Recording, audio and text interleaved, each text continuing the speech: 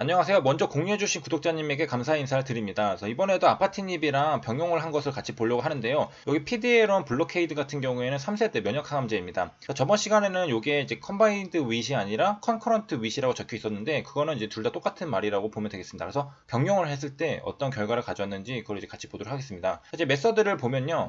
immunocompromise라고 적혀 있죠. 요거는 able to develop an immune response라고 적혀 있으니까 면역 반응을 이제 이끌어낼 수 있는 그런 능력을 말하게 됩니다. So recognize antigens and act against them. 그러니까 이제 항원을 인식할 수 있어야 되겠죠. 그래야 면역 반응이 시작이 될 테니까. 그 다음에 그들에 대항해서 뭔가 활동을 할 수 있는 게 바로 immunocompetent입니다. 그래서 이제 exposure to an antigen이라고 되어 있으니까 요게 항원에 노출이 되었을 때 이제 반응을 할 수 있어야 되겠습니다. 자, 그러면 이제 여기서 궁금할 수 있는 게 요거는 이제 마우스잖아요. 이 면역 반응을 일으킬 수 있는 마우스를 대상으로 했네요. 왜 이렇게 했을까? 그거는 바로 여기 있는 PDA-론 블로케이드에 있습니다. 바로 이제 면역 능력이 있어야 면역 항암제를 쓸 수가 있겠죠. 예를 들면은 뭐 백혈구가 없는데 써봐야 뭐 아무리 이제 여기 보이듯이 뭐 이뮨 체크포인트 이니비터를 써봐야 없는데 쓸 수가 없잖아요. 그렇기 때문에 이제 면역 반응을 일으킬 수 있는 마우스를 써야 되는 겁니다. 그래서 이제 항원을 레코그나이즈 할 수 있게 만들어줘도 군사가 없으면 싸울 수가 없기 때문이죠. 그 다음에 여기 이제 생소한 subcutaneous라는 말이 있는데 그러니까 별로 많이 들어보지 않았지만 피아라는 말을 합니다. 그래서 subcutaneous injection이라고 하면은 피하 주사라고 합니다. 그래서 피하에 요거가 이제 자란 이제 마우스겠죠. 그래서 이 마우스를 대상으로 이제 combination of apatinib이랑 그다음에 anti-PD-L1을 이제 넣어줬습니다. 그래서 이제 결과는 뭐냐? conclusion으로 가면요, 이제 enhances immune responses라고 적혀 있죠. 그러니까 면역 반응을 뭐 향상시켰다라는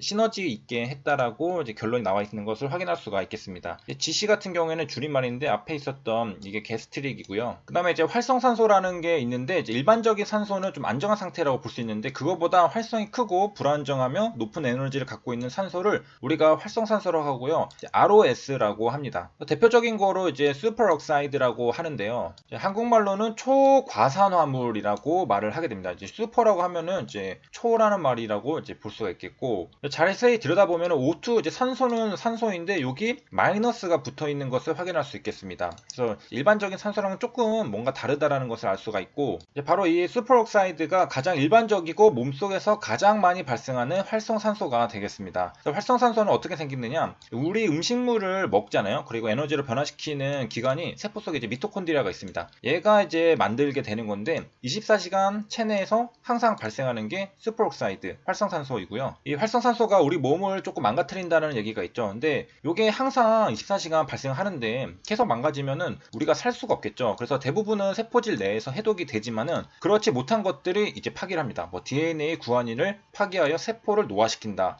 이런 얘기들이 있는. 그래서 이제 슈퍼옥사이드에 대해서 좀 더 이해를 해보면요. 여기에 이렇게 슈퍼옥사이드 애니언 레디컬이라고 적혀 있는데요. 이 애니언이라고 하는 것이 음이온입니다. 중성의 입자가 전자를 얻으면은 이제 음전할 때는 물질이 되죠. 전자를 받았으니까. 반대는 이제 양이온, 그래서 음이온, 양이온 이렇게 말을 하게 되는데요. 여기에서 이제 주기율표상에서 오른쪽 위에 이쪽에 있는 게 이제 원소들이 음이온이 되기가 쉽습니다. 그래서 이제 중성일 때는 이게 이제 괜찮은데 전자를 더 얻게 되면은 전자의 수가 많아지죠. 그러면은 이제 마이너스랑 마이너스가 붙으면은 떨어지려고 하잖아요. 청력이 발생하는데 그래서 이제 여기 말이 전자들 간의 반발력도 더 커진다. 그러면은 이제 크기가 어떻게 되느냐? 반발력이 커지니까 크기도 당연히 증가를 하겠죠. 서로 밀어내니까. 반면에 이제 양이온이 되면은 그러니까 전자를 이제 잃은 거잖아요. 전자를 줬기 때문에 전자 간의 반발력이 상대적으로 줄어들게 됩니다. 그래서 점자 껍질의 수도 줄어드는 경우도 있어가지고 입자의 크기가 줄어듭니다. 그러니까 이제 음이온이 되면은 입자의 크기가 좀 더 커지고 왜냐? 반발력이 커지기 때문에. 그 다음에 양이온이 되면은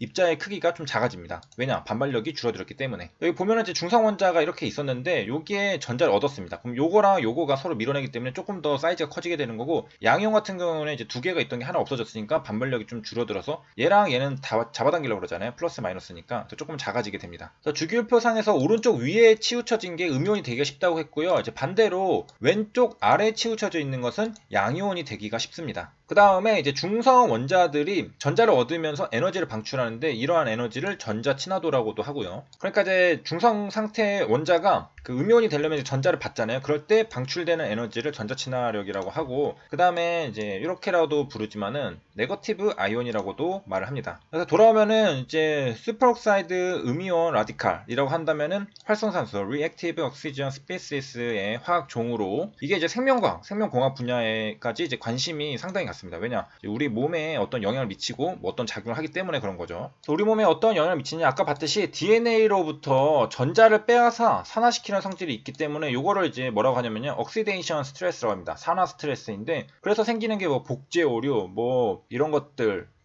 그래서 DNA가 손상이 됩니다. 그러면은 뭐 여러 가지 이제 요런 심각한 질병을 일으키기도 하고 뭐 노화를 일으키는 주범이기도 합니다. 근데 우리 몸이 진화를 해올 때 이제 바보같이 하진 않았겠죠. 그래서 이 라디칼, 슈퍼옥사이드 음이온 라디칼의 독성을 막는 그런 방법들도 있는데요. 요게 이제 SOD라고 합니다. 슈퍼옥사이드 디스뮤테이스라고 하는데, 이제 줄여서 SOD라고 하는데, 요게 이 독성을 막는 생물학적 기능을 수행하는 겁니다. 그래서 여기 보면요, 요게 이제 그 활성산소라고 하는데, 요 SOD 이렇게 되면은 이제 O2 그냥 산소가 됐죠. 그 다음에 H2O2 이렇게 되었습니다. 자, 이런 것들이 이제 항산화제라고 하는데, 이제 슈퍼옥사이드라고 했던 이제 활성산소를 아까 봤던 이제 산소 O2로 바꾸고, 또 이제 과산화수소라고 하는 H2O2, 요 H2O는 물이지만은 요거는 과산화수소입니다. 이렇게 변화를 시키는 이제 방법이고, 이거는 우리 생물이 이제 호흡과 함께 시작된 딜레마, 이제 산소호흡을 하면 활성산소가 생기니까 이 활성산소가 또 질병을 일으키니까 이것들을 제거해줘야 되잖아요. 그렇기 때문에 요 SOD라는 이런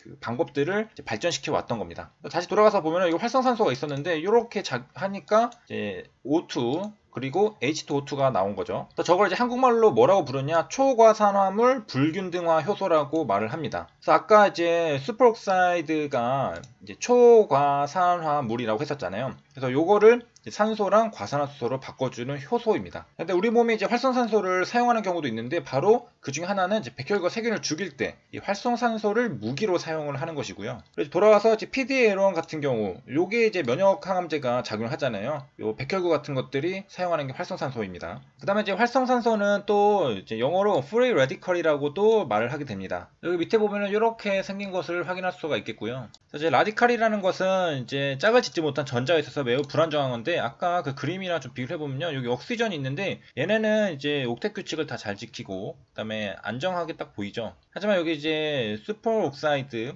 어니온이라고 적혀 있죠. 여기 보면은 이제 빨간색 하나가 전자가 혼자 놀고 있습니다. 요게 unpaired electrons라고 해가지고 짝을 짓지 못한 전자가 있는데, 이러면 좀 불안정한 상태가 되게 됩니다. 그래서 정리를 하자면, 활성산소는 우리 몸을 녹슬게 하는데 질병, 노화를 일으키는 원인입니다. 그래서 이제 철이 녹슬잖아요. 그 이유는 공기 중에 산소랑 결합이 돼서 산화가 됐기 때문에 이제 녹이 쓰는 건데, 우리 몸도 이런 산화 과정이 일어나게 됩니다. 그래서 우리가 이제 산소로 호흡을 하죠. 그래서 체내에 들어온 산소의 2~3%가 완전히 산화하지 못하고 불안정한 활성산소가 되는데, 이걸 프리 라디칼이라고 하고요. 아까 봤듯이 짝을 짓지 못한 전자를 가지고 있어서 반응성이 이제 매우 크고, 반응성이 크다는 것은 다른 원소들과 빠르게 결합할 수 있다는 의미입니다. 우리 몸에 다른 원소들이랑 결합을 하니까 이제 좀 망가뜨리는 거죠. 뭐 예를 들면 세포막 같은 거, 그런 것들 잘 있었는데 그 결합을 끊고 안정된 원소들을 이 활성산소가 납치해 갑니다. 그렇기 때문에 이 다른 원자들도 이 짝을 잃어서 불안정해져 가지고 세포 붕괴로 이루어지는 겁니다. 그리고 아까 봤듯이 이제 DNA 같은 것도 공격하잖아요. 그래서 유전자를 파괴해서 세포 재생 능력도 문제가 생기게 되고, 물론 활성산소가 우리 몸에 침입한 뭐 세균, 바이러스랑 결합을 해가지고 얘네를 이제 무찌르기도 하지만, 너무 많으면 우리 몸이 이제 공격을 받을 수가 있습니다. 근데 우리 몸에도 이제 활성산소를 제거할 수 있는 그런 것들이 있다고 했죠. 그래서 이제 항산화 효소인 슈퍼옥사이드 디스뮤타제, 아까 봤던 SOD를 분비를 해서 활성산소를 제거를 하는 것도 우리 몸을 가지고 있고요. 이렇게 해서 정리해봤고, 활성산소는 다음에 이어서 이제 관련 배경 지식으로 쌓아놓고 이제 이어가 보도록 하겠습니다. 그래서 이제 요게 이제 결론만 보면요, 아파티닙이랑 PDA1 블로케이드를 같이 쓰니까 이제 시너지가 있게 이제 이뮨 리스폰스를 강화시켰다, 향상시켰다라는 내용을 찾아봤습니다.